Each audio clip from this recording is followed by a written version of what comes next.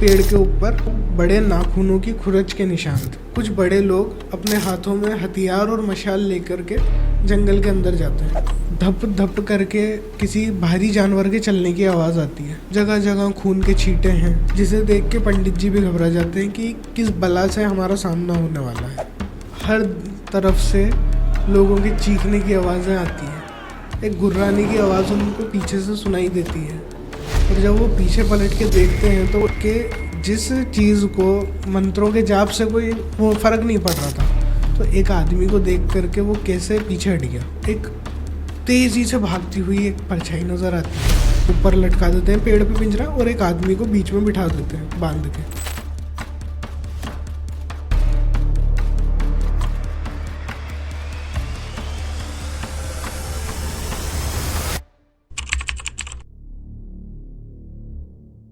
आज हम बात कर रहे हैं वेयरवुल्फ के बारे में। जी, हिंदी में क्या कहते हैं इन्हें?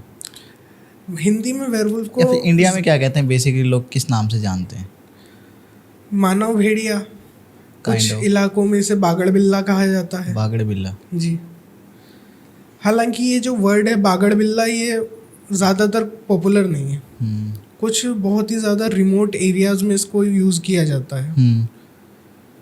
क्योंकि काफ़ी बार क्या होता है कि जो इंसान है वो भेड़िए में और बिलाओं में फ़र्क नहीं कर पाते हैं, क्योंकि जो जंगली बिलाव होते हैं वो भी 3-3, 4-4 फीट के होते हैं। अच्छा जी। तो जब लोग उन्हें देखते हैं कि साहब 4 फीट का बिलाव जा रहा है, तो उनको लगता है कि भेड़िया जा रहा है। अब किसी ने उसको देखा, कभी उनका एनकाउंटर होता है, तो वो लोग समझते हैं कि बिल्ला है साहब, ये तो खड़ा हो गया बिल्ला। तो धीरे धीरे वक्त के साथ साथ ये नाम चेंज होते रहे और एक नाम आया वेयरवुल्फ, जिसको हॉलीवुड की फिल्मों ने बहुत ज़्यादा बढ़ावा दिया है। हालांकि हमारे भारत में इस तरीके की पिक्चरें बनी हैं, पर इतनी प्रभावित नहीं कर पाई हैं ऑडियंस को। तो ज़्यादातर लोगों को लगता है कि जो ये एंटिटी है वेयरवुल्फ, वो सिर्फ फॉरेन कंट्रीज़ में पाई जाती हैं। लेकिन कुछ महीनों पहले मेरे नज़र में एक स्टोरी आई थी, जो कि अगर ऑडियंस चाहें तो उसके बारे में सर्च करेंगे, उन्हें पता चल जाएगा। वो एंटिटी 70s से 80s के एरा में बहुत ज़्यादा फेमस हुई है, जो हमारे यहाँ के पहाड़ी इलाके हैं उन जगहों पर। और लोगों का ऐसा मानना था कि जब चांद रात होती थी, पूरी चांद की रात होती थी, उस वक्त पर लोगों ने 2 पैरों पर चलता हुआ एक भेड़िया देखा है। 2 पैरों पर चलता हुआ? और वो भेड़िए की हाइट होती थी कम से कम 9 से 12 फुट तक। अब मान लीजिए कि अगर आपने एक आदमी, इंसान का अपन एग्जांपल लेते हैं, 6 फुट 4 इंच 5 इंच का भी इंसान होता तो उसको ऐसे करके देखना पड़ता है। हाँ। अब सोचिए कि 8-9 फुट का इंसान कितना होता है। जो नॉर्मल फ्लैट होते हैं उनकी दीवारें नहीं होती इतनी बड़ी, 8 फुट की रह गई हैं अब तो वो भी। इसी के चलते एक कहानी मुझे सुनने में आई, जिसको मैंने पढ़ा, काफ़ी अच्छी लगी। फिर उसको मैंने अपना टेक दिया, थोड़ा उसमें जंप स्केयर्स बढ़ाए और डरावनी बनाने की कोशिश करी कहानी को। और उस कहानी को आज मैं ऑडियंस के सामने सुनाना चाहूँगा। जी। बात है 60s के आसपास स्टार्ट होती है बात, कि गांव में एक दहशत सी फैलने लगी है। बहुत ही छोटा सा गांव है। सभी जो लोग हैं वो सारे लोग, कुछ 150 से 200 लोगों की जनसंख्या है उस गांव की। वो लोग आपस में खेती बाड़ी करते हैं, और जो बड़े शहर होते हैं वहाँ पे जाके अपना अनाज बेचा करते हैं। धीरे धीरे लोगों के जानवर गायब होना चालू होते हैं। अब जो हैरानी की बात थी, जानवर सिर्फ पूर्णिमा की रात को गायब होते थे, फुल मून नाइट को, और एक साथ 10-10, 15-15 जानवर गायब हो जाते थे। अब अगर ऐसा माना जाए कि जंगली जानवर लेके जाते होंगे, तो जो जंगली जानवर हैं वो ज़्यादा से ज़्यादा 1 या 2 भैंस उठा लेगा, गाय उठा लेगा। 10-15 गाय, भैंसें, बकरियां, भेड़ें, ये इतना सारा एक साथ कैसे गायब हो रहा है? वो भी एक दिन में, एक ही रात में, पूर्णिमा वाली रात में। तो गांव में बातचीत हुई कि क्या करें। एक पंचायत बुलाई गई। पंचायत में सभी ने सरपंच जी के सामने ये प्रस्ताव रखा कि साहब हमारे जो जानवर हैं उनको कैसे बचाया जाए, क्योंकि लोग अपना बाड़े में बांधा करते थे, जिनके पास बाड़ा नहीं होता था तो वो घर के बाहर बांधा करते थे। और ये बात सभी को पता है कि गांव के जो लोग होते हैं उनकी नींद बहुत कच्ची होती है, वो अक्सर जल्दी जाग जाते हैं, हल्की सी आवाज़ से भी या हल्की सी रोशनी से भी वो लोग जाग जाते हैं। पर उन्हें किसी को पता ही नहीं पड़ता था कि रात में जानवर गायब हो गए और सब सोते रहे। तो ऐसा कौन सा जीव था जो इतनी शांति के साथ में जानवर को उठा के ले जा रहा है? सरपंच जी बोलते हैं कि इसको पीछे कुछ काला जादू या कुछ पैरानॉर्मल एक्टिविटी का कुछ खेल है, इसके पीछे कोई ऐसी ऊपरी चक्कर है जिसके बारे में हम नहीं जान सकते। पंडित जी हुआ करते थे एक उस ज़माने में, जिनके बारे में बहुत विख्यात थे, वो पूरे आसपास के 10-15 गाँव में उनको बुलाया जाता है। पंडित जी अपनी विद्या की मदद से पता करते हैं कि कोई ऐसा जीव है जो जानवरों को लेके जाता है। अब उन्होंने क्या किया कि गांव के चारों तरफ 10 से 15 पेड़ों पर कुछ धागे और तावीज़ बांध दिए। उस धागे और तावीज़ की शक्ति से वो सारे जो इलाके में जानवर हुआ करते थे उनका गायब होना अचानक से बंद हो गया। वक्त गुजरता है और जो बच्चे हुआ करते थे वो धीरे धीरे बड़े होने लगते हैं। अब गांव में अक्सर बच्चों का सबसे मनपसंद खेल हुआ करता है कि पेड़ों पे चढ़ना और फल फ्रूट खाना। जी, आपने भी बचपन में आपने भी पेड़ चढ़े ही होंगे। बहुत पेड़ पर चढ़े हैं, बहुत मैंने जामुन, सहतूत और आम। जी। तो एक बार एक बच्चे से गलती से तावीज़ के ऊपर पाँव पड़ जाता है और वो तावीज़ जो है वो टूट के नीचे गिर जाता है। अब वो जो पेड़ था वो एक ऐसे इलाके में था जो जंगल के बहुत ज़्यादा करीब था। जी। अब जंगल में जाना तो बच्चों को अलाउड नहीं किया हुआ था घर वालों ने, पर बच्चे फिर भी छुपते छुपाते जंगलों में भी घूमने जाया करते थे। अब जैसे ही वो तावीज़ गिरता है, कुछ महीनों के बाद में एक बच्चा जंगल में जाता है लकड़ियाँ इकट्ठी करने के लिए, क्योंकि लाजमी सी बात है उस ज़माने में गैस वगैरह होती नहीं थी, तो जो खाना बनाने का ईंधन होता था वो लकड़ियाँ और कंडे ही हुआ करते थे। और लकड़ियाँ सुलगाने के लिए कंडे यूज़ करते थे, तो लकड़ियों की भी ज़्यादा ज़रूरत है। अब बच्चे पेड़ों पर चढ़ रहे हैं। अब चढ़ते चढ़ते एक बच्चे को मन हुआ कि यार इन पेड़ों पर तो अपन बहुत चढ़ लिए, अब अपन ऐसा करते हैं कि इनसे बड़े पेड़ों पर चढ़ते हैं। और जो सारे बड़े पेड़ थे वो सभी जंगल में थे। बच्चों आपस में बातचीत करते हैं तो क्या तू भी मत बताना, मैं भी नहीं बताता हूँ, अपन सारे मिलके जंगल में चलते हैं। जंगल में जाना मना था। जंगल में जाना बच्चों को मना था, क्योंकि जंगली जानवर बहुत हुआ करते थे। आज के टाइम पे तो जंगल लगभग ख़त्म से हो चुके हैं जी। पर उस ज़माने में शायद आज जहाँ हम बैठे हैं ये भी जंगल ही हुआ करता होगा। ये तो हुआ करता था। जी सच में ये पहाड़ी पर है। अच्छा। कुछ 4-5 बच्चे मिलके और जंगल में चले जाते हैं। पूरा दिन वो जंगलों में इधर से उधर भागते दौड़ते हैं, खेलते हैं। तभी एक बच्चे की नज़र पड़ती है कि एक पेड़ के ऊपर बहुत ज़्यादा बड़े नाखूनों की खुरच के निशान थे। पेड़ को खुरच रखा था नाखूनों से। अब अक्सर जानवर ऐसा इसलिए करते हैं ताकि वो अपना इलाका जो है उसको मेंटेन कर पाए। आपने टीवी पर देखा होगा कि जो शेर होते हैं या भालू होते हैं वो जंगलों पर अपना रुआं छोड़ देते हैं, यूरिन छोड़ देते हैं, जिसकी गंध से और रुएं को देखकर दूसरे जानवर उस एरिया में नहीं जाते। अब ऐसे ही एक पेड़ के ऊपर खुरचने का निशान था। बच्चा देखता है कि यार ये किस जानवर का निशान है। वो काफ़ी अच्छी हाइट पर था वो, तो इतना लंबा तो ना यार शेर भी नहीं हो सकता इतना ऊंचा। तो फिर बच्चे हैं खेलते खेलते वो भूल गए, घर आ जाते हैं। घर पे बातों बातों में एक बच्चे के मुंह से निकल जाता है आज तो हम जंगल गए थे। ओह। अब पूरे गांव में सनसनी फैल गई कि बच्चे जंगल जा रहे हैं। तो गांव वालों ने बच्चों पर नज़र रखना शुरू किया पर फिर भी बच्चे तो बच्चे हैं, मन चंचल होता है उनका। जैसे ही थोड़ी सी नज़र हटी, जो पहरे दे रहे थे वो खाना खाने गए, और एक बच्चे चुपचाप जंगल में चला जाता है, क्योंकि उसको क्यूरियोसिटी थी कि मुझे वो निशान देखना है कि वो निशान है कहाँ पे और किस जानवर का निशान है। क्योंकि एक ही बच्चे ने देखा था और उसने सबको उसके बारे में बताया था। अब बचपन में हम भी छोटे हुआ करते तो हमें भी क्यूरियोसिटी होती थी और ऐसे ऐसे काम कर देते थे जो करने नहीं होते थे। जिस काम के लिए मना किया जाता है ना वो तो जरूर वो करना है। ज़रूर किया जाता है। वो बच्चा जाता है और किस्मत से थोड़ी ही देर चलने के बाद में उसे वो पेड़ नज़र आ जाता है। पर आज वो निशान सिर्फ वहाँ पे निशान की तरह नहीं था, उस निशान पे खून भी लगा हुआ था। बच्चा डर जाता है, पहली बार खून देखा है, क्योंकि ज़्यादा बड़ा भी नहीं, 10-12 साल का बच्चा है।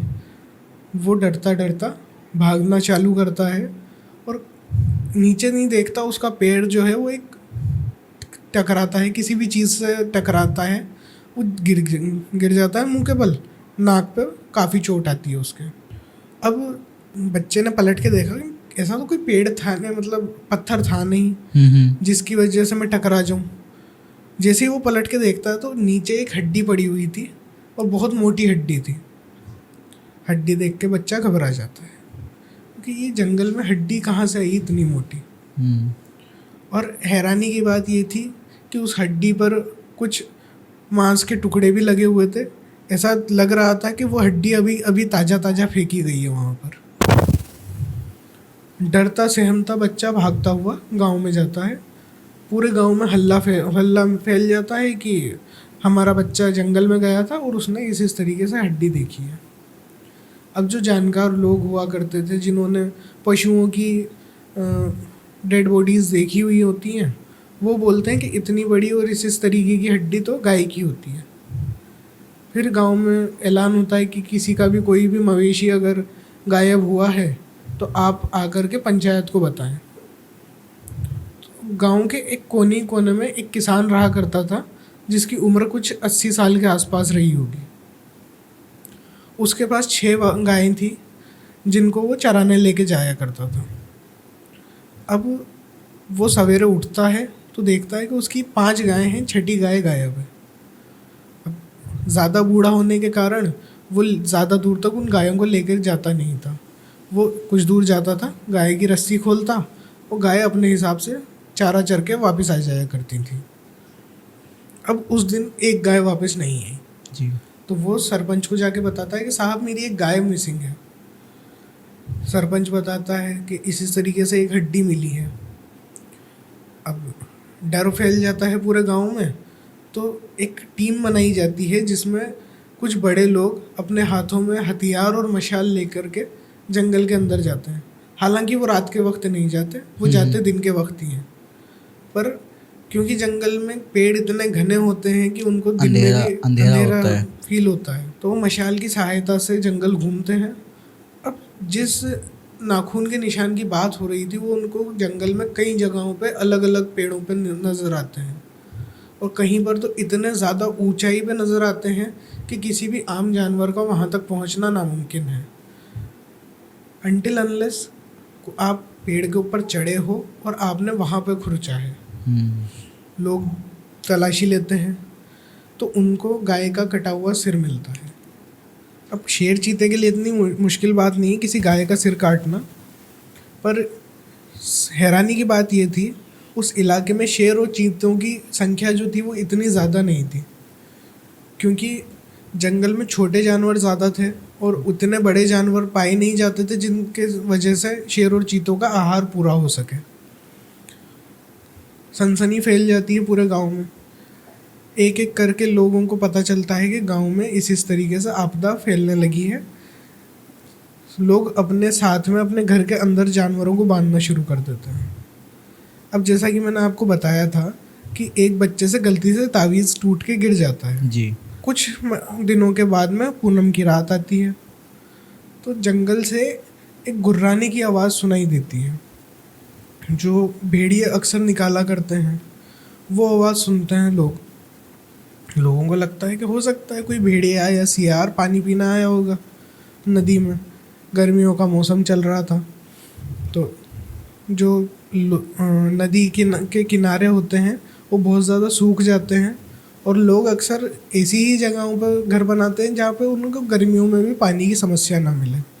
तो नॉर्मल सी बात होती है कि जानवर पानी पीने उनके गांव के काफ़ी करीब आ जाते हैं। लोग डर जाते हैं, सब अपने अपने घरों में बंद हैं। धीरे धीरे रात गहराती है और एक धप धप करके किसी भारी जानवर के चलने की आवाज़ आती है। मगर जब ध्यान दिया जाता है आवाज़ के ऊपर, तो ऐसा लगता है कि वो आवाज़ सिर्फ 2 पैरों की है। अच्छा। जबकि कोई भी अगर जानवर होता है तो वो 4 पैरों के ऊपर चलता है। उसी रात को जो मैंने आपको बूढ़ा आदमी बताया था, वो बीमार हो जाता है, और उसमें इतनी शक्ति नहीं होती कि वो गांव में किसी और को बुला सके या अपने जानवरों को अपने घर के अंदर बांध सके। उसी रात को उसके सभी जानवरों के साथ साथ उसको भी वो जानवर मार देता है। वो जो बूढ़ा होता है वो ही मर जाता है। वो भी मर जाता है। अब इस बात का पता चलता है 3 दिन बाद, क्योंकि गांव के एक कोने पर रहता था वो, तो ज़्यादा लोगों का आना जाना था नहीं उधर। जब इस तरीके की घटना गांव में घटी कि लोगों ने 2 पैरों पर चलने की आवाज़ सुनी किसी भारी जीव की, तो लोगों ने पंचायत बिठाई और पंचायत में उस बूढ़े को भी बुलाया गया। पर वो बूढ़ा पंचायत में पहुंचा नहीं। तो लोगों को लगा कि हाँ, हो सकता है बीमार हो। तो 2 लोगों को उसको की तलाश करने के लिए भेजा गया। दोनों लोग जाते हैं और वहाँ का जो मंजर उन्होंने देखा, वो देख के एक तो वहीं बेहोश हो जाता है, दूसरा अपनी जान बचाते हुए जैसे तैसे भागता पंचायत में पहुँचता है। उसकी हालत इतनी ज़्यादा ख़राब थी कि वो बोल भी नहीं पा रहा था। जैसे ही वो पंचायत के चबूतरे के पास पहुंचता है, वो गिर जाता है। लोग उसे संभालते हैं, पानी वगैरह पिलाते हैं, पूछते हैं कि क्या हुआ, 2 लोग गए थे तुम? तो घबराहट के मारे उससे बोला भी नहीं जा रहा था। वो सिर्फ बोल रहा था वो वहाँ पे। लोग सोचते हैं कि कुछ गलत तो हुआ है। अब जो सरपंच होता है अपने पंचों को लेकर के और गांव के कुछ अच्छे हट्टे कट्टे लोगों को लेकर के उस घर पे जाते हैं। अब जैसे ही पंचायत के सभी लोग वहाँ पर जाते हैं, उनको नज़र आता है कि पूरा जो घर का इलाका था वो खून से भरा हुआ था। जगह जगह खून के छींटे हैं। और जब घर के अंदर जा कर के देखा जाता है, तो जैसे ही एक बंदे ने दरवाज़ा खोला, वो उल्टी कर देता है। सामने एक कटा हुआ सिर पड़ा था, जिसका धड़ गायब था, पूरा शरीर गायब था, सिर्फ सिर बचा हुआ था। लोगों के मन में इतना ज़्यादा डर फैल गया था इस घटना को देखकर कि जब एक इंसान की हत्या हो सकती है इस तरीके से, तो पूरे गांव की हत्या हो सकती है, वो भी इस बेरहमी से। हाँ, पर कुछ लोग होते हैं जो खोजी प्रवृत्ति के होते हैं। उनको तलाश करना था कि इसके पीछे किस जीव का हाथ है, तो वो घर के आसपास तलाश करते हैं। तभी उन्हें घर के पीछे एक गाय का कटा फटा सा शरीर मिलता है, जिसका खून आसपास फैला हुआ था, और थोड़ी ही दूर उस शरीर के 2 पंजों के निशान दिखते हैं, खून से सने हुए, जो जंगल की तरफ जा रहे थे। और हैरानी की बात ये थी कि वो पंजे सिर्फ 2 थे। अगर कोई भी जानवर होता तो उसके 4 पंजों के निशान नज़र आने चाहिए थे। अब जो दूसरी सबसे चौंकाने वाली बात थी वो ये थी कि उन पंजों का जो साइज़ था वो किसी आम जानवर के पंजों का साइज़ नहीं था, उनसे बड़ा था, थोड़ा बहुत ज़्यादा बड़ा था उनसे। बाहर सारी तलाशी लेने के बाद में घर में जा कर के वो चेक करते हैं कि हमें हो सकता है घर के अंदर भी कुछ मिले। जो कुटिया थी उस बूढ़े आदमी की, वो करीब 7 या 8 फुट की थी।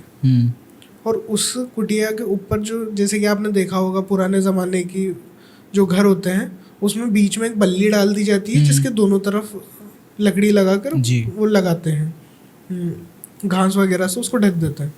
तो जो मेन बीच की बड़ी वाली बल्ली थी, उसके ऊपर खुरचने के निशान थे। अब गांव में कोई भी इतना लंबा व्यक्ति तो था नहीं, तो वो सोचते हैं कि यार ये इतना ऊंचा कौन सा जानवर हो सकता है, जो छत तक पहुंच गया और खुरचने लग गया वहाँ पर। अंतिम संस्कार किया जाता है, फिर वापस से उन्हीं पंडित जी को बुलाया जाता है और उनको बताया जाता है, साहब ऐसा ऐसा हमारे गांव में हो रहा है। अब पंडित जी बोलते हैं कि यार होना तो नहीं चाहिए, क्योंकि मैंने जो आपके गांव की बंदी की थी वो इतनी आसानी से टूट नहीं सकती। एक एक करके पंडित जी वापस सभी जगहों पर जाते हैं और वो इस बात की पुष्टि करते हैं कि सभी तावीज़ और सभी जो बंदिशें थी वो अपनी जगह पर हैं कि नहीं। सब जगहों पर देखने के बाद सिर्फ एक जगह बचती है जो वो आखिर में तलाश करते हैं, और एक एक करके सब जगह पर जाने की वजह से जंगल के पास वाला जो वो पेड़ था वहाँ पहुँचते करते उन्हें रात हो जाती है। लोग बोलते हैं कि पंडित जी हम मशाल लेकर के नहीं आए, हम आपके साथ एक व्यक्ति को छोड़ करके जा रहे हैं। तो एक आदमी और पंडित जी दोनों मिलकर के वहाँ पर खड़े हो जाते हैं। पंडित जी अपने हिसाब से जितनी भी रोशनी है उसमें देखने की कोशिश कर रहे हैं, पर क्योंकि जो बंदिश थी वो कुछ ऊंचाई पर बांधी गई थी तो पंडित जी इतना देख नहीं पाते। अब पंडित जी ने साथ वाले व्यक्ति से कहा कि आप एक काम करो, जो जंगल है वहाँ से कुछ लकड़ियाँ लेकर के आ जाओ, ज़्यादा दूर जाना नहीं पड़ेगा, जंगल पास ही है, तो वो लोग आएंगे तब तक हमारे पास लकड़ियाँ होंगी, ताकि मशालें अगर कम भी पड़ जाएं तो हमें जाने में ज़्यादा समस्या का सामना ना करना पड़े। वो जाता है। अब अंधेरा वैसे ही हो चुका था और जंगल और ज़्यादा गहरा चुका था, तो अंधेरे में देखना जंगल के अंदर बहुत फैसिनेटिंग लगता है, पर जब अपन असलियत में किसी जंगल के पास रहते हैं तो वो जितना दिन में ख़तरनाक होता है उससे 100 गुना ज़्यादा ख़तरनाक रात में हो जाता है। अजीब अजीब से जानवरों की आवाज़ें, साथ में अजीब अजीब से जानवरों की आवाज़ें आना, कीट पतंगों की आवाज़ें आना। वो व्यक्ति डर के मारे भागता हुआ पंडित जी के पास आता है। पंडित जी मैं अकेला नहीं जाने वाला।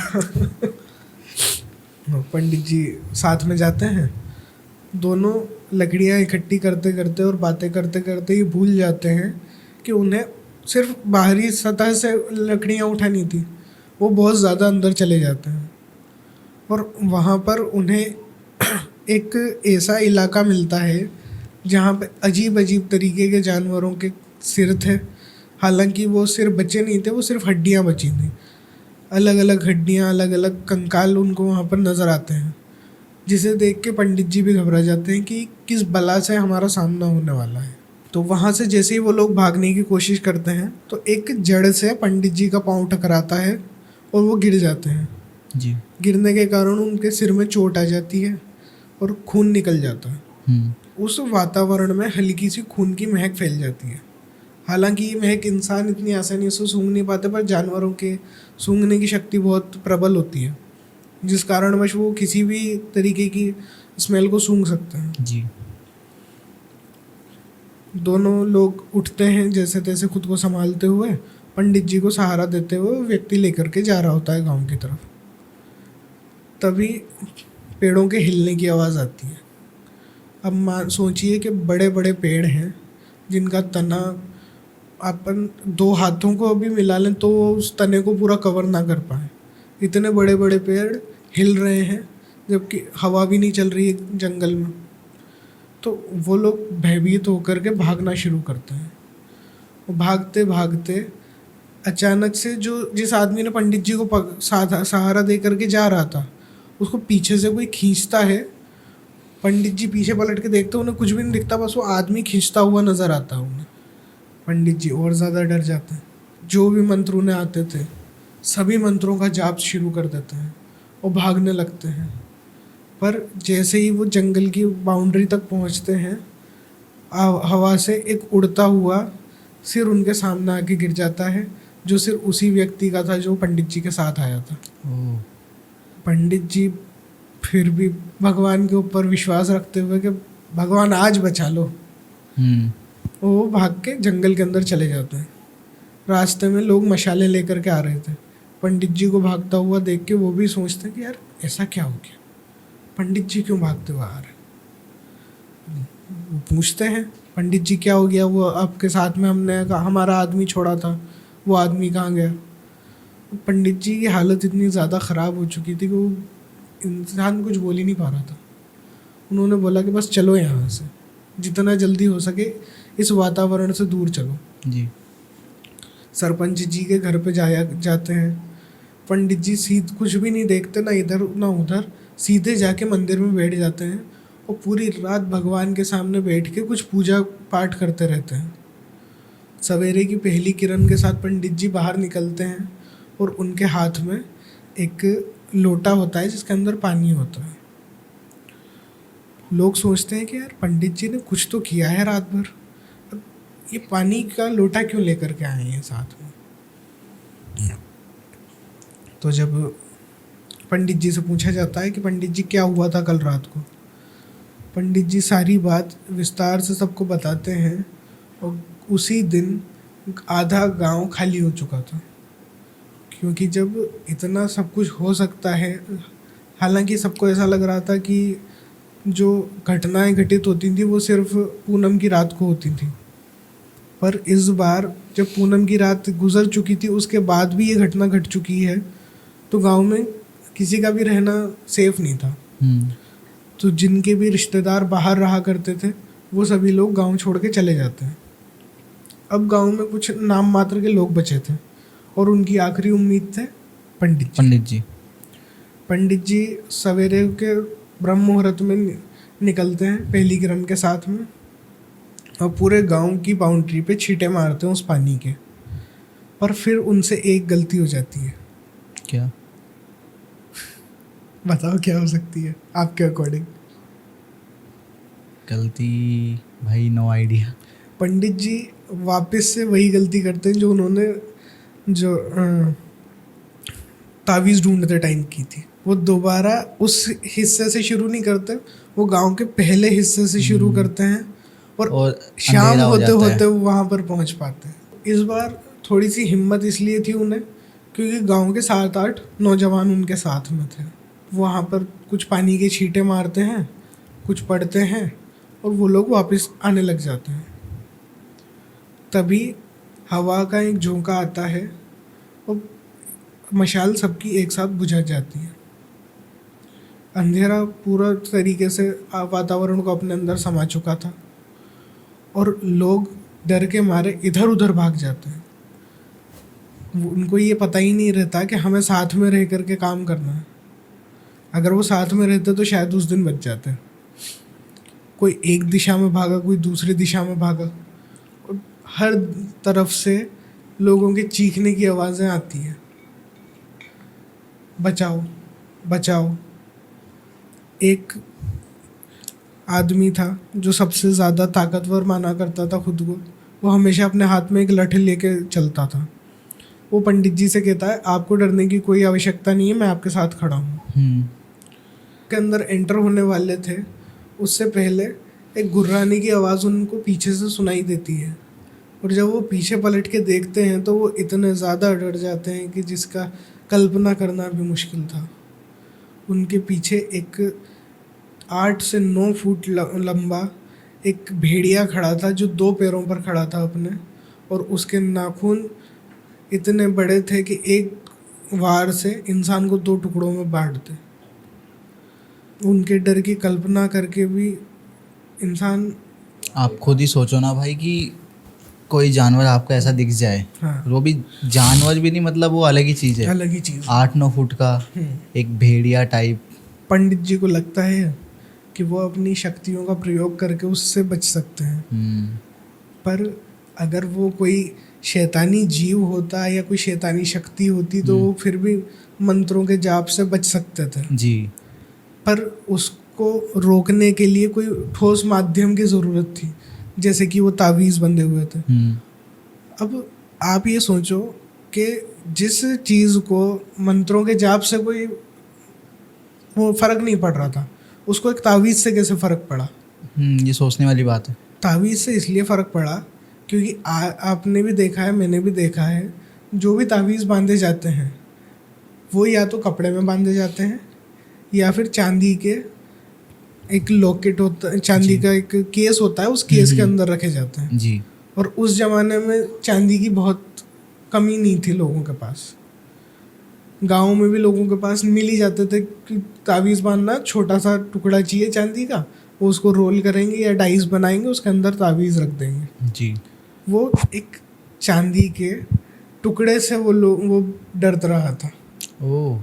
वो किसी मंत्र से नहीं डर रहा था। अब पंडित जी मंत्रों का जाप चालू करते हैं और वो सोचते हैं कि अब हम बच जाएंगे, पर वो नहीं बच पाते। वो भागता हुआ पंडित जी की तरफ आता है, तभी जो ताकतवर इंसान था जो हाथ में लठ लेके रखता था, वो आके और लठ ऐसे भड़ीकता है सामने उस आदमी के, मतलब उस जीव के, और वो जीव डरता हुआ 4 कदम पीछे चला जाता है। अब यहाँ पे सोचने वाली बात ये है कि वो किसी जानवर से नहीं डर रहा, इंसानों को इतनी बुरी तरीके से उसने मारा है, तो एक आदमी को देख करके वो कैसे पीछे हट गया। उसके पीछे हटने का कारण था उस आदमी के हाथ का लॉकेट, कड़ा चांदी का होगा। चांदी का कड़ा था उसके हाथ में। पूरे रास्ते पंडित जी उस व्यक्ति से कहते हैं कि अपने हाथ को इस तरीके से ऊपर उठा के रखना, मैं तुम्हारे आगे चलूँगा, तुम मेरे पीछे चलना। गांव में पहुंचते हैं वो लोग, और गांव में जाकर सरपंच को सारी बात बताई जाती है, इस तरीके से हमें उस जीव से हम लड़ सकते हैं। अब उसी टाइम पे सरपंच जी एक एक वॉलंटियर चूज़ करते हैं और सबसे कहते हैं लोगों को कहो घर के अंदर जो भी चांदी की चीज़ है उसे घर की खिड़की दरवाज़ों पर लटका दें। कुछ दिनों तक कोई वारदात नहीं होती।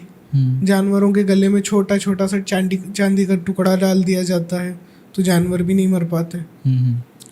तभी शहर से एक बहुत बड़ा बक्सा ले करके कुछ लोग आते हैं। अब गांव में कोई भी नया व्यक्ति आता है तो पूरा गांव इकट्ठा हो जाता है कि देखें तो सही कौन आया है जी। और बड़ा सा बक्सा लेकर के वो लोग आए थे, तो वो ये भी सोचने वाली चीज़ थी कि इस बक्से के अंदर क्या है। लोग जाते हैं सरपंच जी के पास में, सरपंच जी ऐसे ऐसे लोग आए हैं जिनके पास बहुत बड़ा बक्सा है, और वो लोग चबूतरे पर खड़े हैं। सरपंच जी पंडित जी को साथ में लेकर के चबूतरे पर जाते हैं। वहाँ पे पंचायत का आयोजन किया जाता है जी।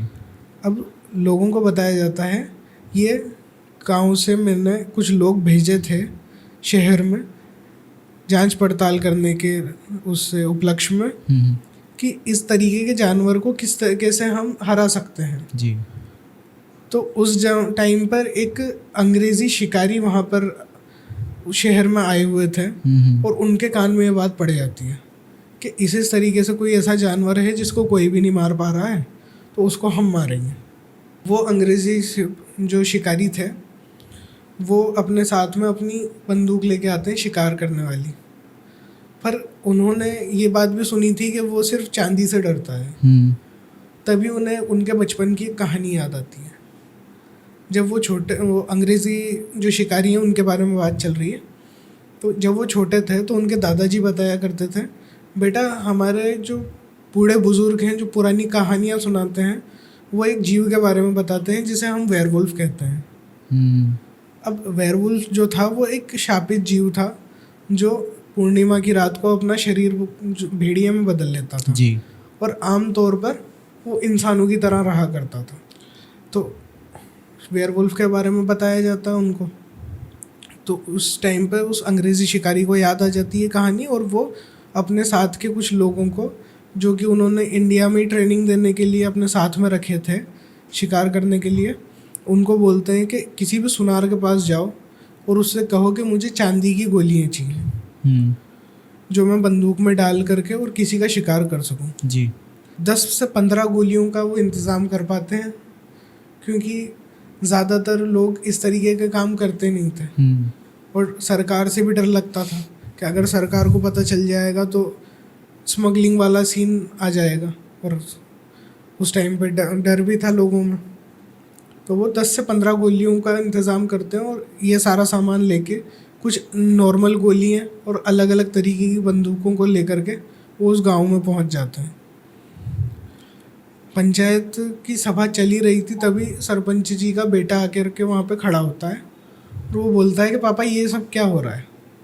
तो कि बेटा ये शिकारी आए हैं और ये दावा करते हैं कि हमारे गांव को उस जीव से बचा लेंगे।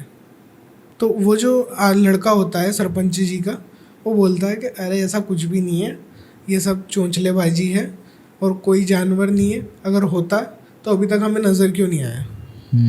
तो सरपंच जी बोलते कि तू ये बात बोल क्यों रहा है, तेरे भी तो दोस्त मरे हैं। तो क्या, मेरे दोस्त कौन से, मुझे कभी आपने गांव में रहने नहीं दिया। जब से मैं बड़ा हुआ तभी से आपने मुझे हमेशा शहर में पढ़ाया है, मेरे को गांव की ज़िंदगी का कोई नॉलेज नहीं है, कोई आइडिया नहीं है। तो मेरा कौन है इस गांव में? आप हो, इसीलिए मैं इस गांव में रह रहा हूँ। और मैं जितने दिन की छुट्टियां लेकर के आया था, मेरी छुट्टियां हो चुकी हैं ख़त्म। अब कल परसों तक मैं वापस चला जाऊंगा। अब जो शिकारी थे वो भी ये बात पुष्टि करके आए थे कि पूर्णिमा की रात कब है, और वो उसी दिन आए थे जिस दिन की रात को पूर्णिमा का चांद आसमान में दिखने वाला था। जी। गांव में जितने भी लोग बचे थे, हालांकि काफ़ी सारे गांव छोड़ के जा चुके थे, पर जितने भी लोग बचे थे वो उन शिकारी के साथ मिल कर के अपने अपने हाथों में अपने हिसाब से कोई तलवार, कोई चाकू, छुरी, ये चीज़ें लेकर के वो लोग चले जाते हैं। पर एक चीज़ सबने में कॉमन थी, सभी ने गले में एक चांदी का टुकड़ा रख रखा था। तभी एक बच्चा नज़र आता है उन लोगों को, जो बोलता है कि हम भी आपके साथ चलेंगे। बच्चे को समझाते हैं कि रहने दो बेटा। तो वो बच्चा सबके गले मिलता है जी। कि पता नहीं आप लोगों का क्या होगा आगे। तो एक गलती उस बच्चे से ये हो जाती है कि वो गले मिलते मिलते कुछ लोगों के ताबीज़ गिरा देता है। अरे, क्योंकि जल्दी जल्दी में सभी ने ताबीज़ बांधे थे, तो कुछ की गिठाने ठीक से बंधी नहीं थी। अब वो जल्दी जल्दी में सबके ताबीज़ गिरा देता है। लोग जंगल के अंदर जाते हैं, जंगल में सब टुकड़ियाँ बनाते हैं, 2-2 3-3 की टुकड़ियाँ बना करके। शिकारी, उनके साथ 2 गांव के लोग, फिर शिकारी के साथ जो लोग आए थे उनके साथ 1-1 2-2 गांव के लोग इकट्ठे हो जाते हैं। कोई किस दिशा में जाता है, कोई किस दिशा में जाता है, और सभी ने साथ में सीटियाँ रखी हुई थी कि अगर किसी को भी कुछ नज़र आता है तो वो सीधे सीटी बजाएगा, जिससे सभी लोग उस दिशा में भागते हुए चले जाएंगे। शिकारी को जंगल में जाते हुए कुछ 10 ही मिनट हुए थे कि एक सीटी की आवाज़ आती है उनके पीछे की तरफ से। वो भागते हुए वहाँ पर जाते हैं, पर वहाँ पे उन्हें कुछ भी नज़र नहीं आता। जी। सिर्फ एक जगह पर खून का बहुत बड़ा थक्का बना हुआ था कि यहाँ पे बहुत सारा खून है, मतलब कुछ तो हुआ है। अब थोड़ी दूर आगे चलने के बाद में लोगों को एक कटा हुआ हाथ नज़र आता है, जिसको देख के वो पीछे हट जाते हैं। अब जो आसपास से लोग आए थे सीटी की आवाज़ सुन के, वो देख के बोलते हैं यार ये तो हमारे गांव के आदमी का हाथ है, इसका हाथ कैसे कट गया। फिर डिसाइड किया जाता है कि अब कोई टुकड़ी नहीं बनाएगा, सब साथ में रहेंगे। थोड़ी दूर चलते हैं तो शिकारी को एक तेज़ी से भागती हुई एक परछाई नज़र आती है, जो इतनी तेज़ भागती है कि किसी इंसान का भागना उस रफ्तार में मुमकिन नहीं था। शिकारी उसके पीछे भाग जाता है। अब शिकारी के पास तो चांदी की गोलियां थीं, पर और किसी के पास चांदी की गोलियां नहीं थीं। वो शिकारी का भागना होता है, लोग उसके पीछे भागते हैं, पर कोई किस दिशा से भागता है, कोई किस दिशा से भागता है, और उनका अलग अलग होके भागना उनके लिए संकट पैदा कर देता है। जिसके गले में चांदी का तावीज़ था वो तो बच गए, पर जिसका भी तावीज़ टूटा था उन सबको बहुत बेरहमी के साथ वो जानवर चीर फाड़ के मार देता है। आधी रात गुजर जाती है। शिकारी जंगल के किनारे पे जाकर के सीटी बजाता है, कंटिन्यू सीटी बजा रहा है। उसकी सीटी में भी एक डर महसूस कर सकते थे। अब उसने जैसे ही सीटी बजाई तो जितने भी लोग बचे थे डरे सहमे लंगड़ाते हुए वो उसके पास जाकर के पहुंचते हैं। शिकारी बोलता है कि ये मेरे बस की बात नहीं, मैं ये नहीं कर सकता। लोग पूछते हैं कि क्या हो गया, तुम तो इसको मारने का दावा कर रहे थे। कि मैं इसको इसलिए नहीं मार सकता, वो मेरे सामने खड़ा हुआ था, वो मेरे सामने मेरे साथी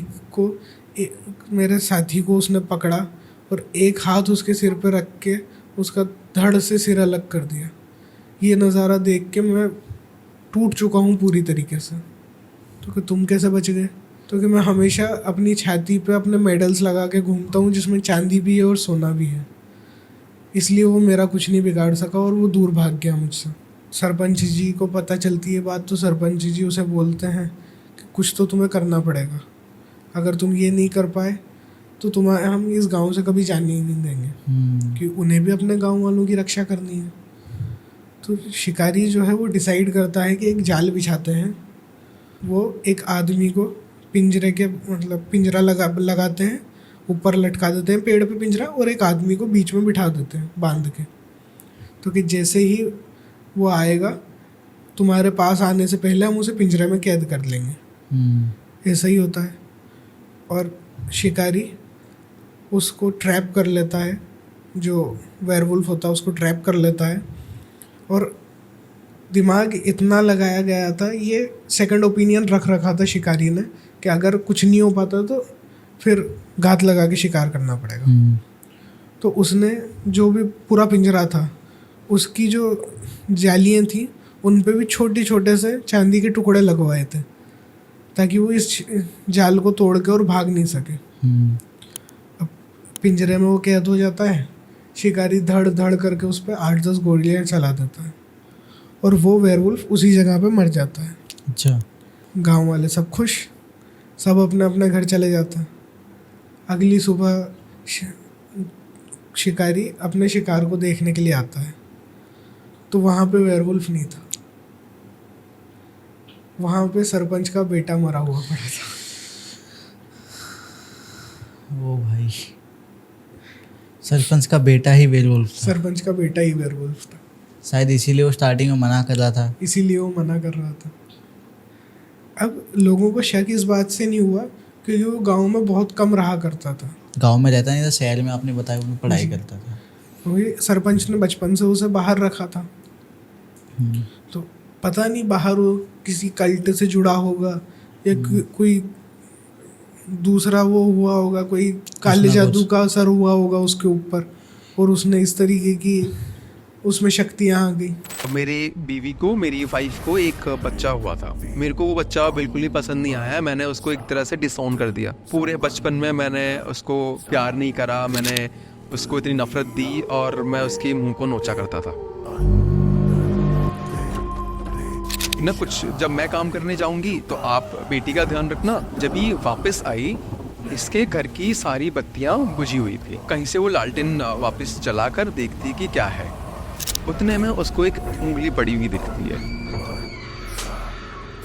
उसका सर कहीं फेंक दिया, पैर कहीं फेंक दिया, गलती से उंगली का टुकड़ा रह गया। लेकिन ये अभी भी अपनी बेटी को ढूंढ रही होती है। उसने उस बच्ची को मारकर उसकी माँ को खिला दिया। तो कुछ ना कुछ इंजेक्शंस डाला, कुछ मेडिसिन डाला, कुछ ना कुछ इसके जीन्स के साथ खिलवाड़ किया। जो भी इसको एक्सपेरिमेंट्स करना था उसने किया। लेकिन